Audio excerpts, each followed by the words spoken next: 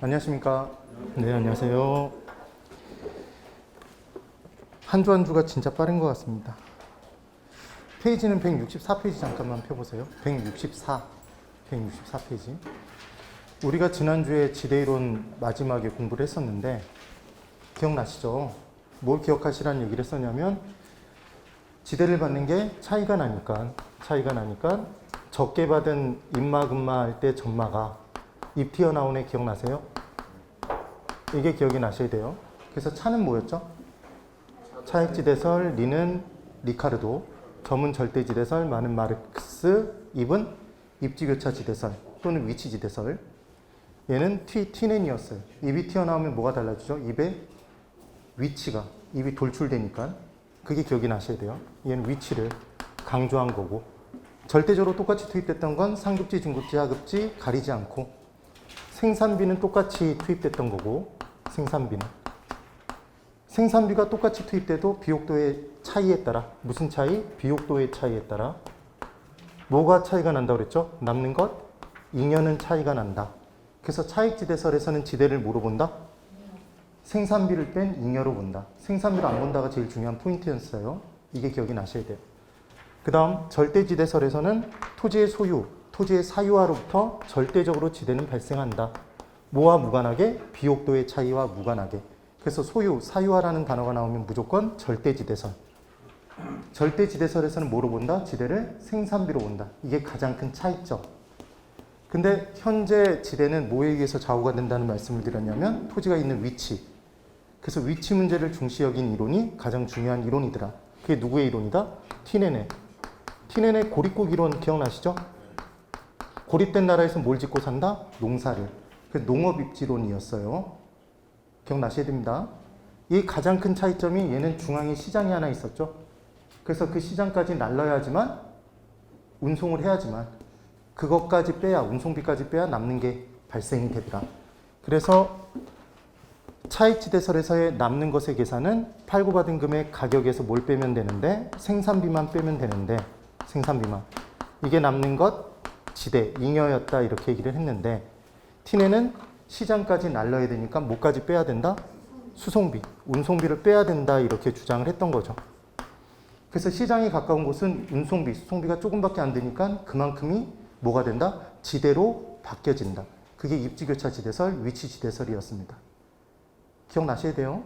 이 개념을 우리가 공부를 했던 거죠. 그때 얘를 도시지대라는 개념으로 바꿔볼 수도 있는데 도시지대는 수송비보다는 교통비가 좀 더 도시스럽나요? 그렇죠? 제가 하나 질문을 드려볼게요.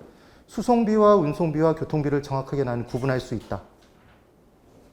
저도 구분하기가 힘들어요. 그러니까 얘만 뭐로 바꿔버리면 되냐면 교통비로 바꿔버리면 똑같은 내용인데 얘가 도시지대가 된다 이렇게 기억을 해두시면 돼요. 됐습니다. 그럼 잠깐만 여기를 보실까요?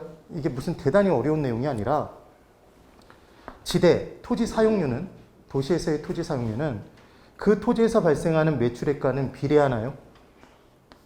매출액이 많이 발생하는 토지는 수입이 많이 발생하는 토지는 지대가 높겠죠. 근데 생산비, 비용이 많이 드는 토지, 교통비, 비용이 많이 드는 토지는 지대, 사용료가 낮다. 그래서 지대와 비용들은 비례, 반비례? 반비례 관계가 된다. 이 개념이 성립이 되는 거죠. 기억이 꼭 되시면 돼요. 이것까지가 우리가 공부했던 164페이지에 심화학습에 돼 있는 지대이론의 내용인 거죠. 있나요? 그 옆에 팁이라고 해서 내용들 있죠. 그 다음 괄호 4번에 전용수익과 경제지대가 있습니다. 그 부분의 내용을 좀 설명을 드려야 돼요. 그래서 이제 전용수익과 경제지대가 뭘 의미하는지 한번 설명을 드려볼게요. 자, 여기를 한번 보실까요? 네. 이쪽에다 보죠, 이쪽에다. 생산의 3요소 기억나시죠, 여러분? 생산의 3요소가 뭐였어요? 토지, 자본, 노동. 거기다 경영을 포함시키면 4요소가 된다는 말씀을 드렸습니다. 그러면 생산 요소를 공급하는 사람은 생산 요소를 공급함에 따라 올리는 소득이 있을까요? 생산자가 생산 요소를 공급해 준 사람에게 주는 대가가 있겠죠. 얘를 생산 요소 투입에 따른 소득이라고 얘기를 해요. 그래서 줄여서 뭐라고 하냐면 요소 소득이라고 합니다. 근데 이 요소 소득이 크게 두 가지로 구분이 된대요. 투입되는 생산 요소가 다른 생산 요소보다 상대적인 희소성을 띠면 초과한 이윤을 발생시켜 줄까요? 다른 생산 요소가 투입되는 것보다? 그렇겠죠? 그래서 초과 이윤이 발생되는 만큼 이 생산 요소를 공급해 준 사람에게 더 얹어줘야 된대요. 대가를. 얘를 뭐라고 표현하냐면 얘를 경제지대라고 얘기를 한답니다. 뭐라고 얘기를 한다? 경제지대 또는 경제적 지대라고 얘기를 해요. 그리고 얘를 파레토 지대라는 표현을 쓰기도 합니다. 실은.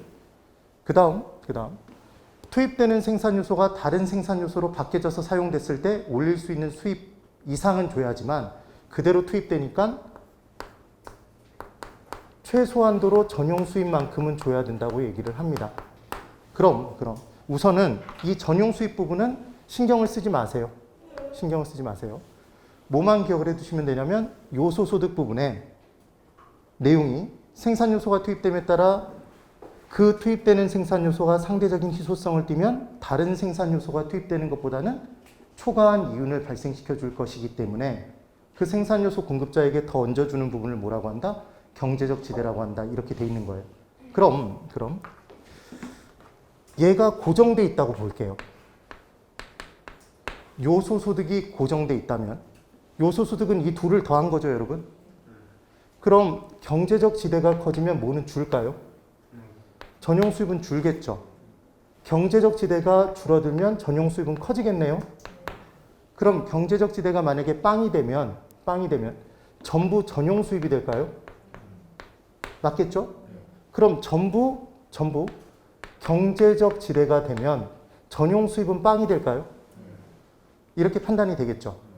그래서 우리는 시험 문제에서 뭐가 나올 수는 있냐면 이 투입되는 생산 요소의 상대적 희소성의 크기를 따져서 얘가 크면 경제적 지대가 큰 거잖아요.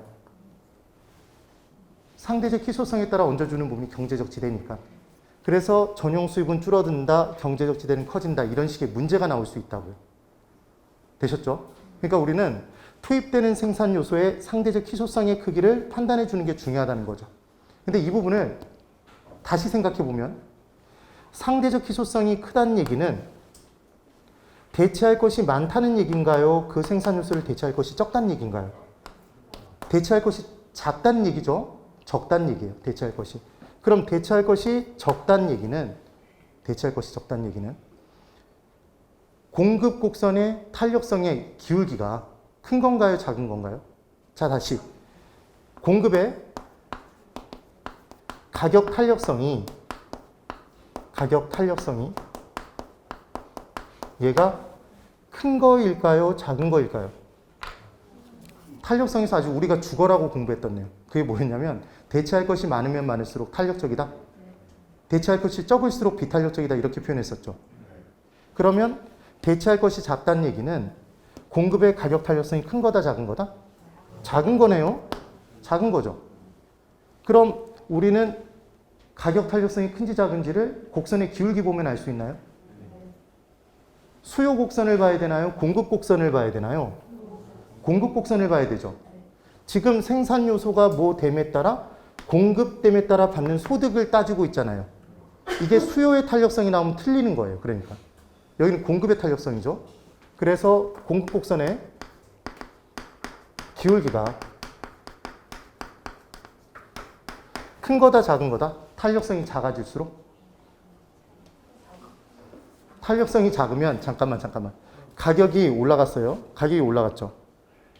그럼 공급량이 조금만 변화한 게 비탄력적인 거잖아요. 그런가요? 그럼 첫 번째 점과 두 번째 점 연결하면 기울기는 커지죠. 그래서 공곡선의 기울기가 클수록 그 말이 공급의 가격 탄력성이 큰 거다, 작은 거다? 작은 거고, 탄력성이 작다는 얘기가 대체할 것이 많다, 적다? 적다가 되니까 상대적 희소성은 커진다. 그래서 뭐가 커진다? 경제적 지대는 커지고 뭐는 줄어든다? 전용 수입은 줄어든다. 이렇게 문제를 푸는 거란 말이에요. 되셨을까요? 근데 이걸 공부하는 가장 큰 이유가 뭐냐면, 자, 여길 보세요. 토지는 생산 요소인가요, 여러분? 우리 지금 계속 토지 공부하고 있죠? 지대를 공부한다는 건 토지를 공부하고 있는 거예요. 토지 투입에 대한 대가로 받는 요소 소득이 결국 지대죠. 그러니까 지금도 이게 지대 이론에서 나왔잖아요. 그럼 토지는 대체할 것이 많나요? 적나요? 토지라는 생산 요소를 대체할 게 있나요? 없죠. 그럼 토지는 대체할 것이 없어요.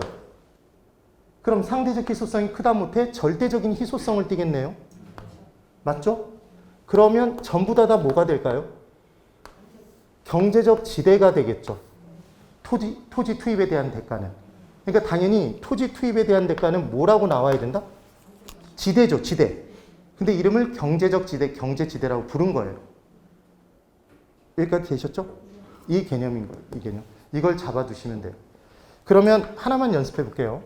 공곡선의 기울기가 수평선이랍니다, 여러분. 칠판 잘 보세요. 수평선이래요. 그럼 완전 탄력적이죠? 완전 탄력적이면 대체할 것이 세고 센 거예요? 하나도 없는 거예요? 대체할 것이 세고 센 거죠. 대체할 것이 엄청나게 많은 거예요. 그럼 상대적인 희소성이 하나도 없네요. 그럼 경제적 지대는 빵이겠네요. 뭐가 전부죠? 이때는 전용 수입이 전부가 되겠네요. 이 내용이 지금 우리 교재에 지금 165페이지에 165 전용 수입과 경제지대의 그 그림은 보실 필요가 없고요. 그래프로 시험에 나온 역사도 없고 나올 가능성도 없다고 보시면 됩니다. 그럼 그 바로 밑에 동그라미 2번에 전용 수입과 경제지대의 관계가 있는데 전용 수입과 경제지대의 관계는 생산요소 공급의 탄력성의 크기에 따라 달라진다. 있나요? 그게 기억나시면 돼요. 그래서 판단한 건 내용을 보면 기억하고 디귿만 볼 거예요. 기억 보실까요? 공급의 탄력성이 커지면 이렇게 돼 있죠. 그럼 우리는 한 단계를 밟아야 된다는 얘기죠. 탄력성이 커지면 대체할 것이 많은 거다, 적은 거다? 네? 대체할 것이 많은 거죠. 그럼 대체할 것이 많아지면 상대적인 희소성이 주네요. 네.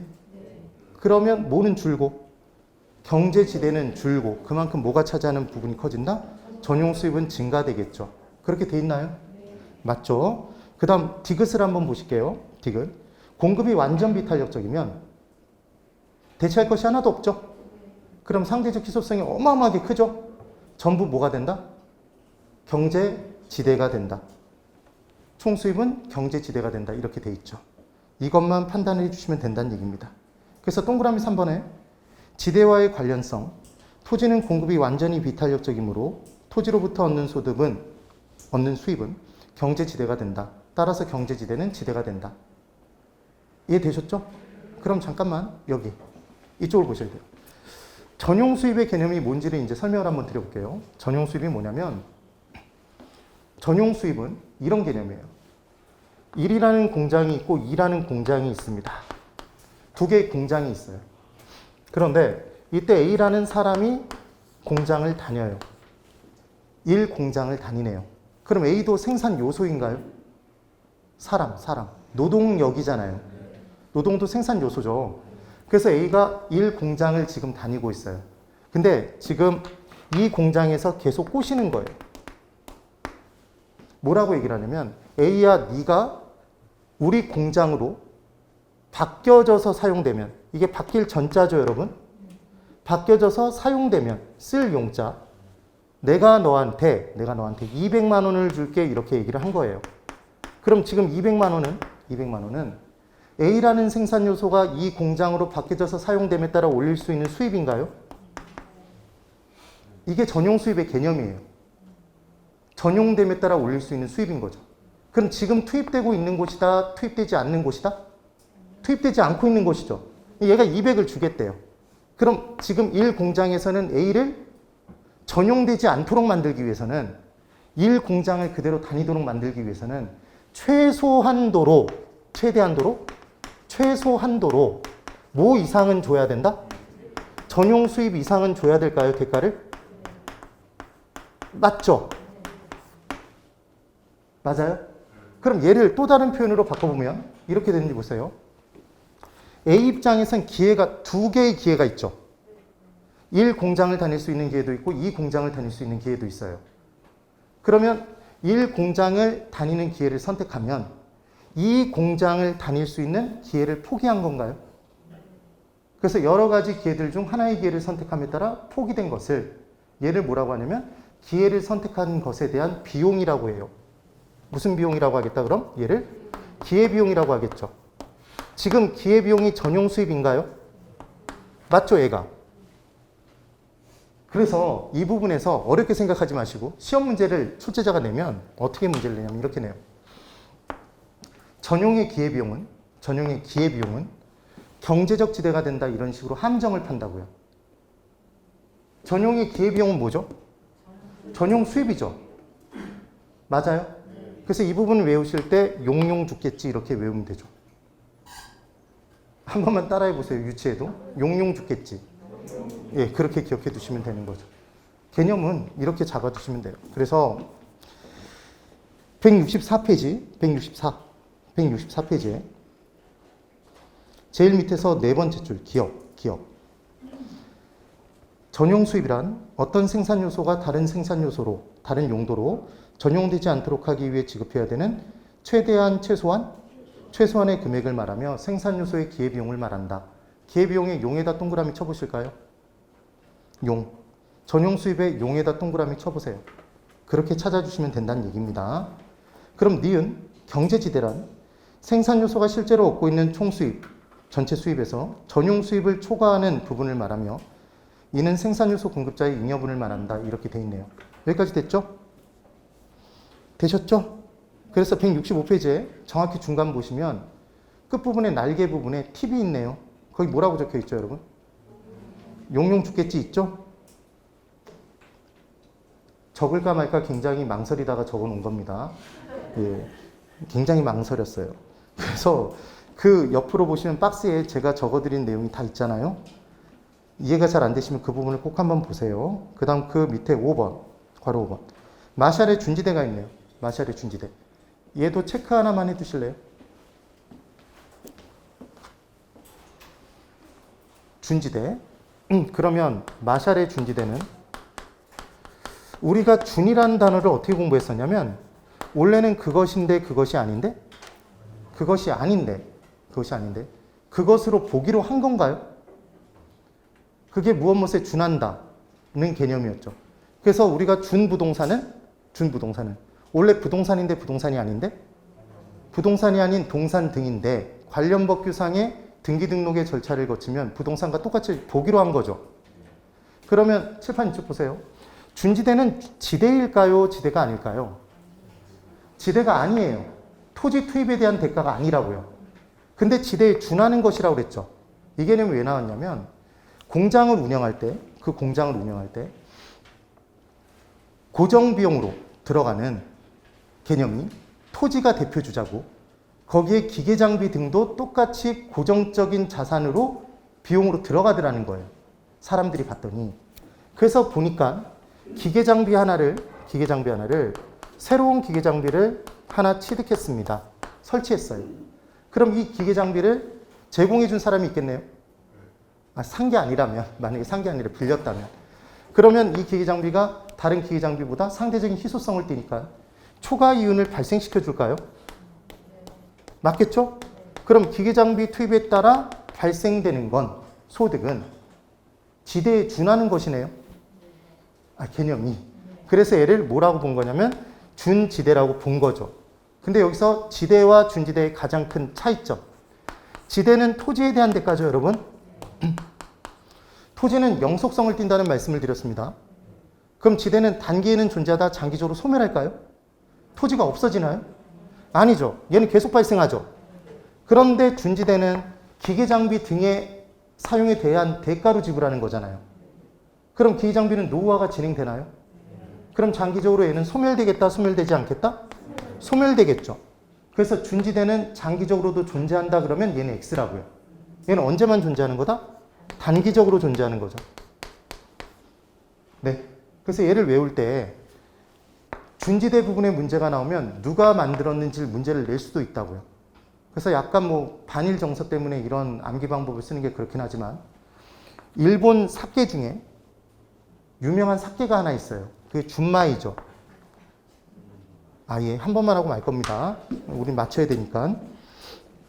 그래서 지금 괄호 5번 마샬의 준지대, 동그라미 2번 보시면 준지대는 인간이 만든 기계 등의 자본 설비에서 생기는 소득으로 보고 자연의 산물인 토지에서 얻어지는 소득, 지대와는 구별되는 것으로 봤다. 그래서 이름을 뭐라고 부른 거다? 준지대. 지대에 준하는 것. 그렇게 기억해 주시면 돼요. 그래서 3번에 지금 165페이지 제일 끝에서 두 번째 줄입니다. 준지대는 장기적으로 점차 없어지기 때문에 완전 경쟁시장 기업의 소유자가 획득하는 단기 초과의 이유는 뭐에 해당한다? 준지대에 해당한다. 장기적으로 소멸한다만 기억하시면 돼요. 그 다음 166페이지. 참고학습의 지대 추구행위가 있는데 나올 가능성 거의 없습니다. 그러니까 여기서는 그냥 한 가지만 기억하시면 돼요. 얘는 나쁜 것이에요. 나쁜 것. 그러니까 지대를 추구하는데 잉여를 추구해요. 근데 바람직한 행위가 아니라 뇌물을 수수하거나 로비 활동 등을 펼쳐서 뭔가 이익을 추구하는 걸 지대 추구행위라고 한다. 그 정도만 기억하시면 돼요. 됐죠? 그 다음 3번 직가이론 부분에 마샬의 직가이론, 괄호 2번의 허드의 직가이론. 허드라는 사람은 접근성이 부동산의 가격을 좌우한다 이렇게 얘기를 한 거예요. 그 정도만. 그 다음 괄호 3번에 헤이그의 마찰 비용 이론 있죠. 거기다 체크 하나만 해두실래요? 체크 하나. 그래서 두 번째 줄 내려가 보시면 마찰 비용은 지대와 교통비 합이라고 돼 있죠, 여러분. 그 부분만 줄을 그어주세요. 마찰 비용은 지대와 교통비 합. 근데 얘를 생소하게 생각하시면 안 돼요. 자, 절 보세요. 최적 주거 입지는 누가 정해준다고 그랬죠? 어디 살아라? 교주가 정해준다고 그랬죠? 교주는 어디에서 힘이 세죠? 교외에서 힘이 세죠? 그래서 한계 교통비용 곡선의 기울기가 더 완만해서 더 외곽에 있을 때 교외 만나는 점, 교차하는 점이 바로 뭐가 된다? 최적 주거 입지가 된다. 한계 교통비용과 한계 주거 비용이 같아지는 점. 그래서 우리는 항상 어떤 곳에 살면 두 가지 비용이 기본적으로 들어간다고요. 주거 비용과 그 주거 비용이 결국은 지대죠. 교통비가 들어가죠. 되셨나요? 그 두 개를 합쳐서 마찰 비용이라고 한대요. 그럼 우리의 경험상 한번 대답해 보세요. 도심은 지대가 높나요? 교통비용은? 도심까지의 교통비용은 적게 들죠. 근데 외곽으로 빠져나가면 지대는 낮아지죠. 도심까지의 교통비용은 증가하죠. 그래서 지대와 교통비는 비례다 반비례다? 반비례죠. 그게 합쳐져서 전체 마찰 비용. 그러니까 마찰 비용은 일정하다는 원리인 거죠, 지금. 그 개념이에요, 그냥. 그 다음 괄호 4번에 하우레이의 인간 생태학적 이론이 있는데 이 부분에서는 한 줄 내려가셔서 끝부분에 호가 가정이라고 돼 있나요? 호가? 가격을 부르는 거죠. 그래서 매수자와 매도자가 매수인과 매도인이 가격을 서로 부르는 과정 속에서 가격이 형성된다. 그 이론입니다. 그렇게 많이 중요하진 않고 그 다음 167 괄호 7번에 노스의 토페카 연구라는 게 있대요. 얘는 그냥 어떻게 보시면 되냐면 우리의 경험상 도심 한가운데가 있어요. 여러분 소도시 하나가 있다고 볼게요. 그럼 그 소도시에도 도심이 있겠죠. 도시의 중심이. 그럼 거기가 지가가 제일 높겠네요. 그럼 외곽으로 갈수록 지가는 점점 낮아지겠죠. 이걸 연구를 했다랍니다. 이게 연구를 해야 되는 건 아니죠, 꼭. 그게 바로 노스의 토페카 연구예요. 그네요. 그 다음 참고학습의 지가 구배 현상이라는 게 있는데 지가 구배 현상 찾으셨어요? 167 중간 참고학습. 이 구배가 일본말로 하면 이게 고바이랍니다. 왜 제가 자꾸 이런 얘기를 하냐면 부동산학개론이 예전에는 일본에서 유학하신 분들이 우리나라에서 부동산학을 강의하시는 교수님들이셨어요. 교수님들이 일본에 가서 유학을 하셨다고요. 근데 근래는 어디에서 유학을 많이 하시죠? 미국. 그래서 미국의 이론들이 많이 들어오기 시작한 거죠. 용어들도 이제 예전 용어들은 잘 안 쓰는 거고. 그래서 이 지가 구배 현상이라는 게 구배가 일본말로 고바이인데 고바이가 이렇게 꾸불꾸불 되는 거래요. 굽이치는 것. 그래서 지가는 계속 일정하게 내려가기만 하나요? 올라가는 지점도 있나요? 올라가는 지점도 있죠. 그런 식으로 도심에서 외곽으로 낮아진다. 얘를 지가 구배 현상이라고 해요. 그 다음 명동 한복판이 우리나라에서 지가 수준이 제일 높죠, 여러분? 명동에. 그럼 거기를 도심이라고 봤을 때 명동의 지가 제일 높습니다. 절 보세요. 그럼 명동에서 외곽으로 빠져나가면 지가는 점점 낮아지겠네요. 그러다 강남을 지나치면 강남에서 많이 올라가다가 다시 내려가겠죠. 그럼 한 반에 회장이 있으면 부회장도 있나요? 그럼 도심이 있으면 부도심도 있겠죠. 그래서 부도심에서 한번 지가가 올라갔다가 다시 내려간다. 이게 이 지가 구배 현상의 기본적인 개념인 거예요. 그래서 3번 보시면 대도시의 경우에 부도심지에서는 지가가 부분적으로 상승하기도 한다. 그 표현이 그래서 나와 있는 겁니다. 됐나요? 네. 그 다음 다른 내용들은 제가 설명을 다 드렸던 거고 168페이지. 수송비와 관련해서 한 가지 개념만 잡고 넘어가 볼게요. 이렇게 한번 정리를 해보죠.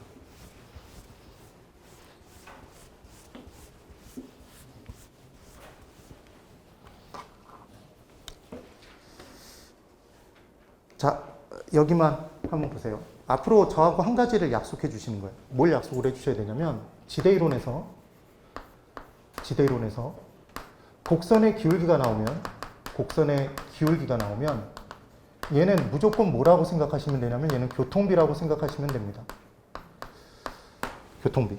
그래서 사실은 정확히 교통비는 아니고 교통비와 비슷해요. 이렇게 정리를 해두시면 돼요. 그럼 이제 제가 하나를 그려놓고 설명을 한번 드려볼게요. 여기 그림이 있어요. 근데 그 그림을 따라 그리실 생각하지 말고 그냥 이해하고 넘어가 버리는 거예요. 어마어마하게 중요한 내용은 아닙니다.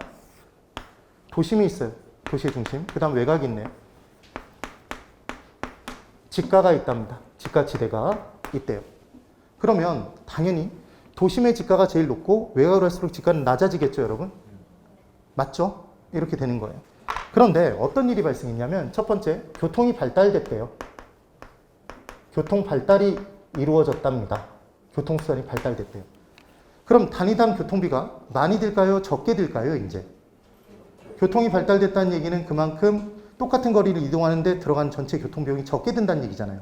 시간과 비용이. 그럼 교통이 발달됨에 따라 뭐가 지금 낮아졌죠? 교통비가 작아진 거죠. 맞아요? 그게 뭐라고 얘기했죠, 지금? 지대 이론에서 나오는 지대 곡선의 기울기죠. 그럼 기울기가 커졌어요, 작아졌어요? 얘 작아지는 거죠. 그럼 기울기가 작아지면 이제 이 곡선이 이렇게 움직이겠죠? 기울기가 작아졌다는 얘기가 이거잖아요. 기울기가 완만해진 거잖아요. 그럼 외곽의 지가는 올라간다, 올라가지 않는다? 올라가요. 이게 얼마나 당연한 얘기냐면 교통이 발달되면 그만큼 도심까지의 진입의 정도가 쉬워지니까 외곽의 지가도 올라가죠. 지금 현재 나타나고 있는 일들이잖아요. 그래서 외곽의 지가가 올라가면 상대적으로 도심의 지가는 하락하는 효과가 발생하겠네요. 격차가 커졌어요, 줄었어요? 줄었죠. 외곽의 지가가 상승함에 따라. 도심의 지가는 상대적으로 하락하는 효과가 발생한다. 이 표현이 나오는 거죠. 된 거예요. 그럼 전체 토지 이용 면적이 넓어져요, 좁아져요? 교통 발달되면 더 많이 이용이 되잖아요. 되셨죠? 그럼 외곽은 농지로 이용됐던 부분이 택지로 이용되니까 1인당 이용 면적은 줄겠네요. 농지로 이용할 때는 1인이 사용하는 면적이 클 거잖아요. 그런 개념이 나오겠죠. 여기까지 나온 거예요. 그럼 이번에 두 번째, 교통비용이 증가했대요. 교통비용이 전에보다 증가했답니다. 그럼 교통비가 커지면 뭐가 커지는 거죠? 기울기가 커지죠. 그럼 기울기가 커지면 이렇게 되는 거겠네요. 맞아요? 그러니까 교통비용이 비용 부담이 크니까 외곽으로 얼마 못 빠져나가서 생활하죠. 외곽의 지가는 그만큼 더 떨어지죠. 사람이 어디로 몰리죠? 도심으로. 그러니까 도심의 지가는 더 올라가는 거죠. 네. 이런 개념을 기억을 해두시면 돼요. 이게 지금 괄호 2번의 수송비에 의한 지대곡선의 특징이라고 해서 제가 설명을 다 드려놓은 거죠.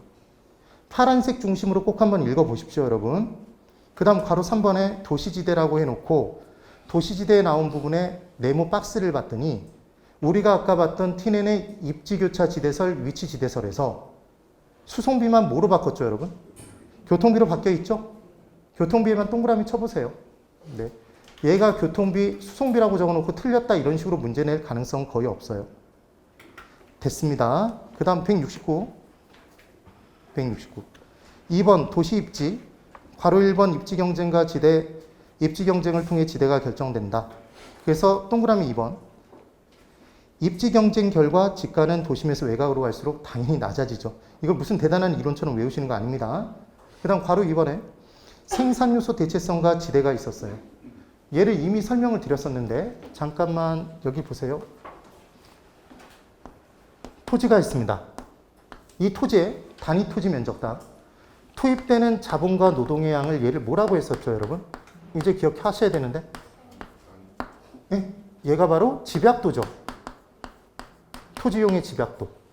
그래서 도심은 다 높다, 외곽은 다 낮다 할 때 도심의 층수가 많이 높이 올라가나요? 건물들. 외곽은 층수가 낮죠. 그럼 도심은 자본과 노동이 많이 투입된 거네요.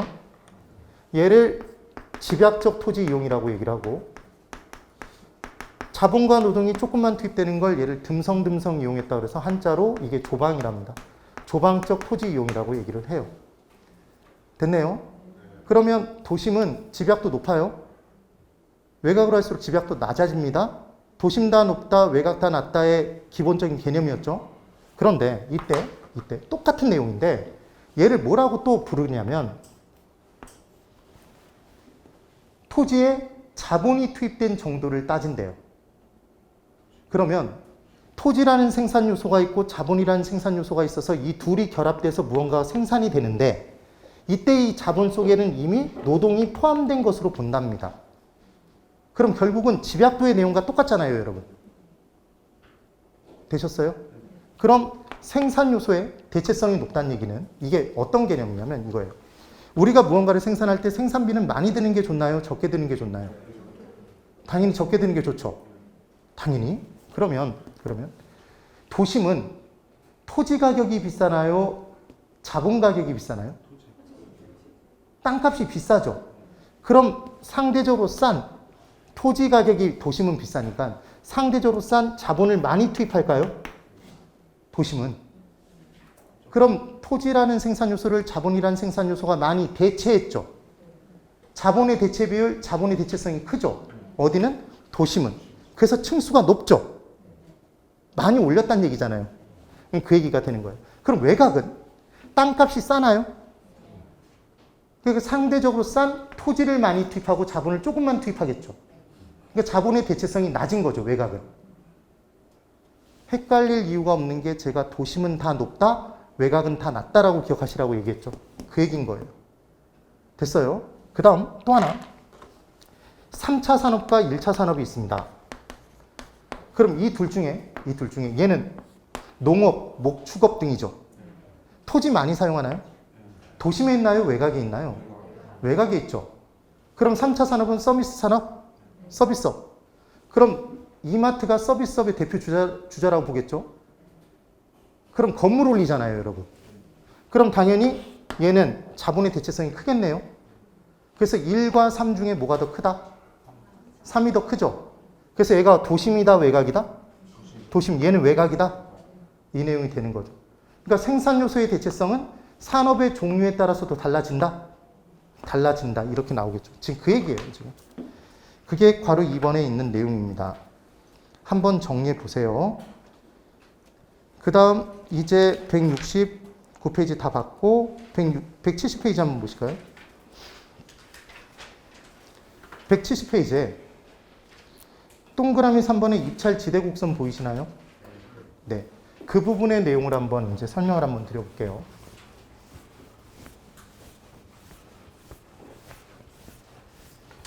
자, 입찰 지대 곡선이 나오면 아까 했던 내용이 그대로 기억나시면 돼요.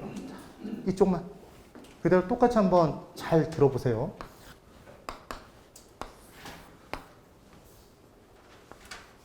도심이 있고 외곽이 있답니다. 외곽이 있어요. 이제 뭘 따질 거냐면 입찰 지대라는 걸 판단해 보겠대요. 입찰 지대. 여기 생략된 단어가 뭐가 있는지를 정확히 기억하시는 겁니다. 우리 경매 들어가면 자기들이 다 입찰 가액을 써내죠. 입찰가를 써내요.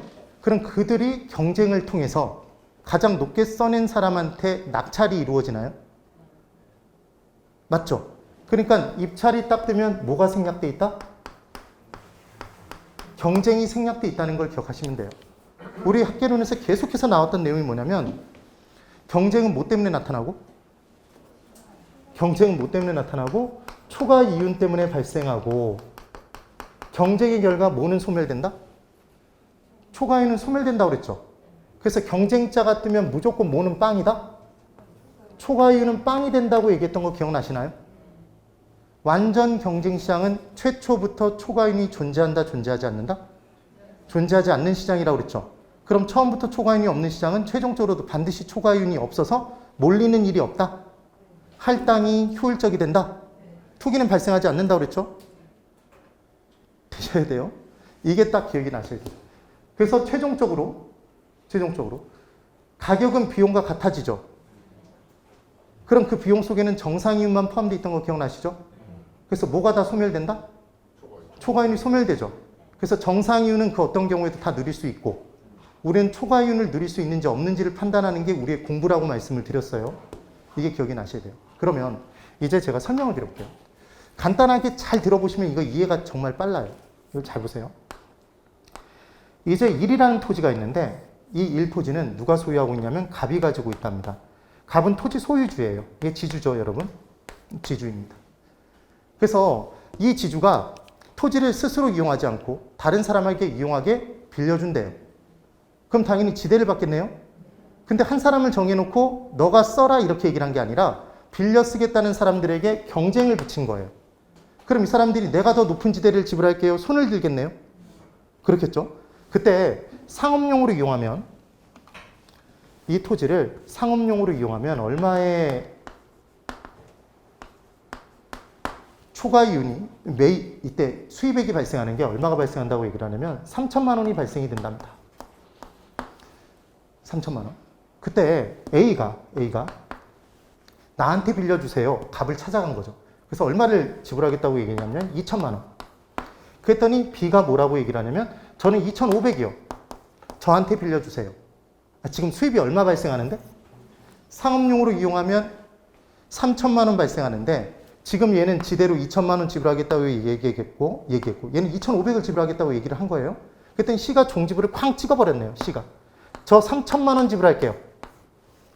그럼 이 사람은 뭘 다 포기한 거죠, 여러분? 초과이윤 포기한 거죠. 그럼 이 사람은 뭐는 누려요? 정상 이윤만 누리는 거죠. 되셨죠? 그럼 당연히 누구에게 빌려주겠네요? 이 내용만 있다면? C에게 빌려주겠죠. 근데 갑자기 뜬금없이 공업용으로 이용하겠다는 사람들이 나타난 거예요. 이 토지를, 도심의 토지를. 그래서 공업용으로 이용하면 이 토지에서 발생하는 매출액이 최대 2,500만 원이래요. 그래서 A가 저는 1,500이요. B가 경쟁을 통해서 2,000을 불렀어요. 그랬더니 C가 얼마를 불렀냐면 얘가 2,500을 불렀네요. 그럼 이 중에선 누군데? C죠. 이 중에선 지금 C가 제일 높죠. 그럼 여러분이 갑이라면 C에게 빌려주실 건가요? 이 토지를 C'에게 빌려주실 건가요? C에게? 왜? 예, 가장 높게 지대를 지불하겠다고 얘기한 거잖아요. 그럼 결국은 지대를 가장 높게 지불하겠다는 사람에게 토지의 배분이 이루어지겠네요. 그럼 지대를 가장 높게 지불하겠다는 얘기가 그 토지가 가장 최고 유효한 이용이 된 상태겠네요. 네. 그럼 입찰 경쟁 지대에 의해서 기본적으로 토지가 배분되면 토지의 최고 유효한 이용이 이루어질 수 있다. 자연스럽게. 그렇게 배분이 되는 거죠. 되셨어요? 그래서 이제 얘를 따져봤더니 얘가 이제 이 A, B, C의 내용이 아닙니다. 얘 A의 용도로 이용했을 때 입찰 경쟁지대가 이렇대요. A 산업은. 그 다음 B 산업은 이와 같이 돼 있대요. B 산업에 있어서 지대를 지불하겠다는 사람들이 도심은 제일 높고 외곽은 낮아질 거잖아요. 그걸 쭉 적어 놓은 거예요. 곡선으로. 그리고 이제 C 산업으로 이용하겠다는 사람들은 이렇게 입찰 지대 곡선이 이루어진답니다. 지금 입찰 지대 곡선이란 각각의 부분에서 칠판 잘 보세요. 각각의 산업에서 입찰 경쟁을 통해 지대를 지불하겠다고 얘기했을 때 가장 높은 지대를 연결한 게 입찰 지대 곡선이겠죠. 그러니까 각각의 산업별로 입찰지대 곡선이 이와 같은 모양이라는 거예요. 그러면 지금 크게 세 부분으로 나눌 수 있겠죠. 이 부분은 여기 잘 보세요. 이 부분은 뭐가 제일 높죠, 여러분? A가 제일 높죠. 그러니까 당연히 A 산업으로 이용이 되겠죠. 맞나요? 이렇게 이용이 될 거예요. 그럼 가운데 부분에서 뭐가 제일 높죠, 여러분? 지금 뭘 찾으라고 말씀드린 거냐면 곡선이 높게 있는 걸 찾으라는 거죠. 그게 입찰 경쟁 지대가 높은 거니까. 그럼 이제 B산업으로 이용되겠네요, 여기는. 그럼 지금 이 외곽 부분은 뭐가 제일 높죠, 여러분? C가 제일 높죠. 그래서 이와 같은 곡선이 나오겠죠. 그럼 산업의 종류가 많다면 이와 같은 모양이 되겠네요. 네, 이렇게 정리가 되는 겁니다. 이게 입찰 지대 곡선이에요. 그럼 여기서 한 가지 개념을 더 들어가 볼게요. 자, 더 어렵게 한 가지 시험 문제에 나온 적이 있었는데 입찰 지대 곡선의 기울기를 계산하는 식이 있어요. 이 계산하는 식이 뭐라고 나오냐면 한계 수송비, 한계 교통비를 얘를 뭐로 나눈 값이라고 얘기를 하냐면 전체 토지 이용량으로 나눈 값이 돼요. 그래서 예전 시험 문제에 얘를 바꿔서 문제 낸 적이 있었습니다. 분모 분자 바꾸는 거 정말 좋아한다고 그랬죠, 우리 문제. 그럼 여기를 보세요. 명확한 기준이 있어요. 자, 이쪽 보실까요? 자, 이쪽. 제가 지대 이론에서 곡선의 기울기가 나오면 얘는 다 뭐라고 그랬죠, 여러분? 다 뭐라고 그랬죠? 교통비가 주인공이라고 그랬죠. 우리는 주인공을 분자로 올려요, 분모로 내려요? 분자로 올리죠. 그러면 여기를 보실까요? 입찰 지대 곡선의 기울기도 지대 이론에서의 곡선의 기울기인가요? 그렇죠. 그럼 뭐가 주인공이에요? 교통비가 주인공이죠. 그러니까 교통비가 어디로 들어가요? 분자로 들어가죠, 지금. 이해가 되셨어요? 그럼 이제 설명을 드려볼게요. 한계 수송비, 한계 교통비용이 큰 애가 입찰지대 곡선의 기울기가 큰 업종이겠네요. 맞죠? 그럼 여기 보실까요? 입찰지대 곡선의 기울기가 얘가 제일 크죠? 그 다음 얘죠? 그 다음 얘죠? 그럼 A 산업의 경우에는 어떤 산업이냐면 실은 추가로 발생하는 수송비용이 큰 업종이죠. A 산업은. 그럼 외곽에 빠져나가서 운영하면 도심까지 들어오는데 추가로 발생하는 교통비용이 너무 부담이 크죠. 그러니까 A 산업은 어디에 몰릴 수밖에 없다? 도심에 몰릴 수밖에 없는 거죠. 근데 C 산업의 경우에는 추가로 발생하는 교통비용이 작죠. 기울기 작잖아요, 지금. 그럼 외곽에 빠져나와 있어도 도심까지의 추가로 발생하는 교통비용이 적으니까 비용을 줄이기에 외곽에 위치하겠네요, 이 산업들은. 그래서 제가 질문을 드리면 맞춰보세요. 칠판만 보시면서 대답해 보세요. 이걸 맞히는 방법. 도심은 다 높다, 낮다? 높다. 외곽은 다 낮다? 저를 믿으시나요? 그렇게 대답을 하면 되는 거예요. 그럼 칠판 보고 대답하세요. 입찰 지대 곡선의 기울기가 큰 업종일수록 외곽에 위치한다. X. 도심에 위치하죠? 입찰 지대 곡선의 기울기가 작은 업종일수록 외곽에 위치한다. O인가요? 그렇게 기억해 두시면 되는 거예요. 그 다음 우리의 경험상 실제로 명동 한복판에 상업용 건물이 있어요? 공장이 보여요? 상업용 건물이 있죠? 그럼 그 밖으로 빠져나가면 주택이 먼저 보이나요? 공장이 먼저 보이나요? 우리의 경험상 주택이 먼저 보이죠? 그럼 더 외곽으로 빠져나가면 공장이 먼저 보이나요? 농지가 먼저 보이나요? 공장이 먼저 보이죠? 지금 다른 대답을 하시는 분은 대한민국에 안 살고 있을 수도 있어요. 그래서 공장이죠. 그 다음 그 밖으로는 농지인가요? 이게 입찰지대 곡선에 따라 도심부터 외곽까지 토지가 이루어지는 이용의 정도라는 거죠.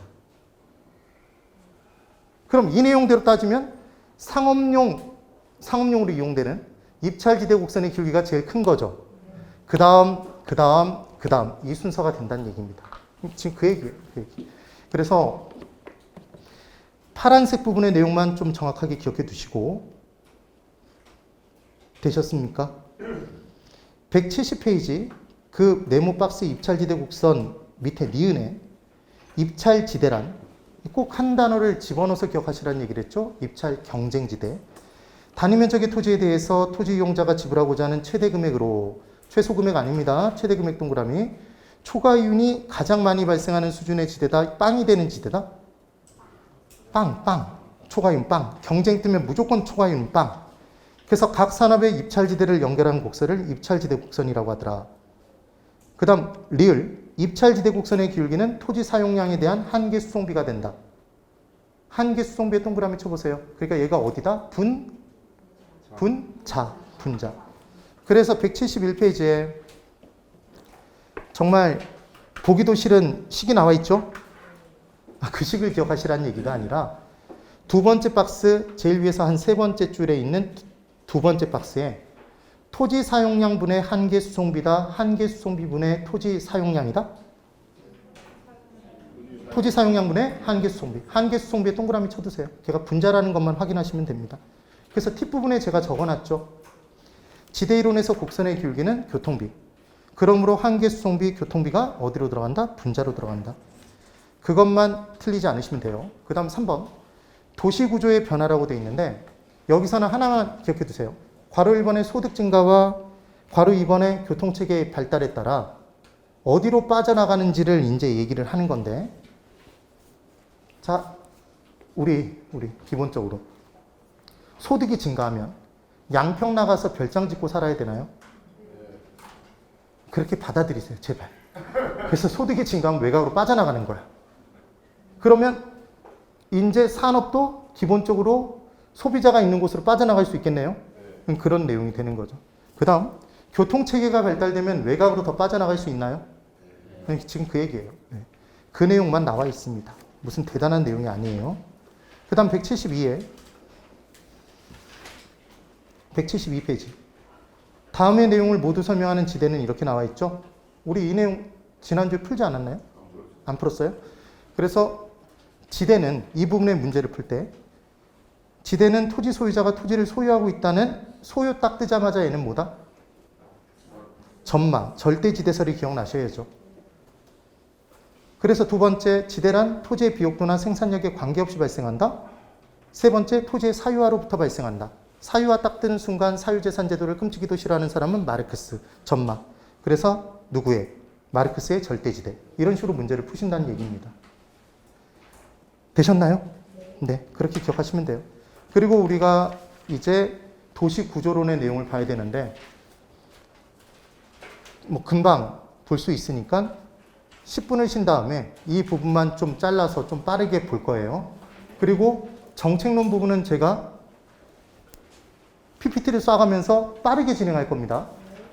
그 이유는 제가 저번에도 계속 설명드렸죠. 경제론에서 자세히 계속 가지고 넘어왔다고. 네. 10분 쉬고 다시 돌아오세요. 10분 쉽니다.